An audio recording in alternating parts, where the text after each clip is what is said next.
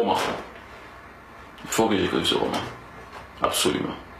Eh bien, voilà la recette magique de Dany Laferrière, un Haïtien arrivé au Québec sans le sou et qui est parvenu, en un coup de main, à sortir de l'anonymat grâce à son humour provoquant. J'ai voulu prouver aux Blancs, c'est-à-dire aux Montréalais de souche, qu'un Haïtien, qu'un nègre pouvait faire quelque chose aussi, pouvait arriver dans cette ville et d'une certaine façon la conquérir. Monsieur Dany Laferrière, j'admire votre travail, bravo, continuez. Non, c'est vrai, je suis sincère. Oui? Oui. Il faut se réveiller très tôt pour avoir une vie facile. Il faut travailler plus que tous les autres. Si vous croyez que Dany Laferrière est parvenu sans problème à se tailler une place sous le soleil québécois, eh bien, détrompez-vous. Lors de son arrivée au Québec en 1978, cet immigrant a connu sa période noire. Sans famille, sans ressources ni argent, incapable de payer son loyer, Dany a dû apprendre à se débrouiller. Le truc que je faisais, c'est que j'allais dans une maison, je loue une petite chambre et j'avais rien à apporter, quelques habits. Et à un moment donné, à la fin du mois, comme je n'avais pas d'argent pour payer, je prends mes habits, je le mets dans un sac de poubelle, je descends la poubelle et je dis au concierge, je vais juste déposer la poubelle au coin. Mais enfin, en fait, je quittais la maison sans payer. D'ailleurs, ces gens-là m'ont beaucoup aidé, je les remercie absolument maintenant et pour ces choses-là, ces petits larcins. Finalement, Dany se retrouve au Carré Saint-Louis dans un petit 1,5 miteux et crasseux. Pour conserver son taudis, Dany entreprend de travailler. Mais à cause de la couleur de sa peau et de sa condition d'immigrant illégal, les possibilités d'emploi sont limitées. Après avoir fait mille et un métiers pour s'en sortir, Dany se retrouve balayeur au complexe des Jardins. Pour ce futur écrivain qui croit en son talent, c'en est trop. Il faut qu'il provoque quelque chose, qu'il prenne son destin en main. Bref, l'heure du grand balayage est maintenant arrivée. Je faisais le ménage, je travaillais de minuit à 8 heures du matin. Donc je passais la nuit terrible. Et à 8 heures du matin, chaque jour, je m'en souviens toujours, et le complexe était déjà sale. Et je me suis dit un jour, qu'est-ce que ça peut me foutre le complexe des Jardins, même s'il sautait à la bombe. Et je me suis dit, ce qui m'intéresse, c'est la chose la plus importante qui m'est arrivée. C'est-à-dire, j'ai changé de pays, l'événement le plus grave dans ma vie. Et c'est écrire. Il me fallait absolument écrire ce qui m'était arrivé. Quand on veut devenir écrivain, ça prend une bonne histoire et bien sûr une machine à écrire. Ne reculant devant rien, Dany ramasse ses dernières économies et s'achète une vieille Remington, d'où sortira l'histoire de sa vie qui le rendra célèbre. Dans son roman, Dany raconte ses nuits blanches, passées dans son taudis du Carré Saint-Louis en compagnie de jeunes Québécoises et de ses amis noirs et blancs qui le visitaient. Bonjour, Camille. Oui. Ça va? Ah, ça va. On sort ce soir? Je pense pas. Je vais terminer. Le roman? Oui. Il y avait plein de filles qui venaient le soir, qui venaient nous rencontrer, boire avec nous. Plein d'amis, des hommes aussi. C'était pas de l'orgie, c'était pas ça du tout. C'était vraiment la fête. On avait toujours du vin, on avait toujours beaucoup de choses à manger et naturellement, on n'avait jamais acheté ces choses-là. C'était les gens qui apportaient eux-mêmes. Pourquoi? Parce que dans certaines maisons, on a envie d'y aller, on avait goût d'y aller et chez nous, c'est comme ça que ça se passait.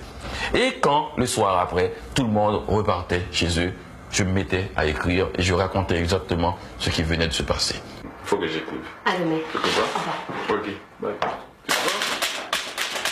Dans son roman, Dany Laferrière veut dire la vérité sur sa condition d'écrivain noir au Québec.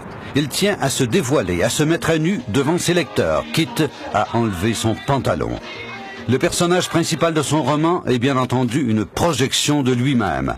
Dans son petit taudis du Carré Saint-Louis, le héros de l'histoire écrit un roman pour s'en sortir.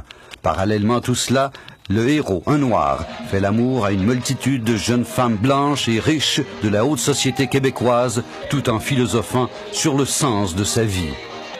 Comment faire l'amour à un nègre sans se fatiguer? Quand deux corps de races différentes, de couleurs différentes, de religions différentes, c'est-à-dire blanc, noir, et religion vaudou, mettons, et catholique, de religions différentes, de classes sociales différentes, immigrants pauvres et puis une fille de McGill riche.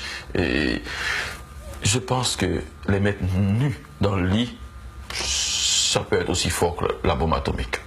Une fois le roman terminé, notre séducteur entreprend de trouver un éditeur pour publier, selon ses dires, l'œuvre de sa vie. C'est sa dernière chance de sortir de sa condition de travailleur noir, émigrant, bref, de devenir quelqu'un dans ce pays. Danny choisit comme éditeur Jacques Lanctot, un ex-felkiste d'octobre 70, devenu par la suite président des éditions VLB. Ah oui, avec un titre pareil, ça promet beaucoup. Je me souviendrai toujours de la première fois que je lui ai remis le manuscrit.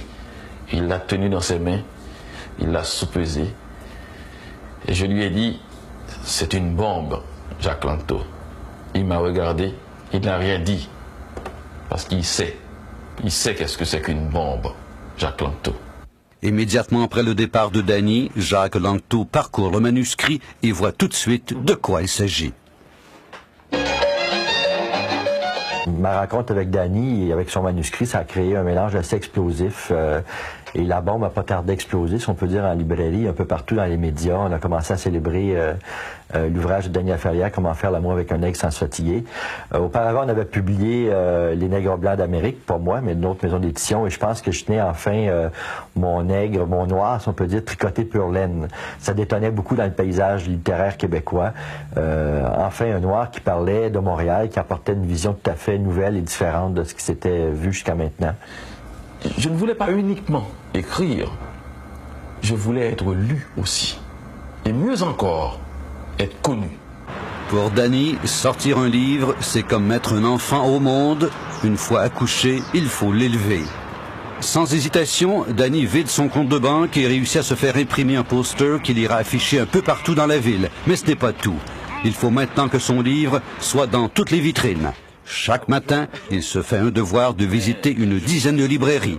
Danny est prêt à dire n'importe quoi pour convaincre les libraires de mettre son premier roman en évidence.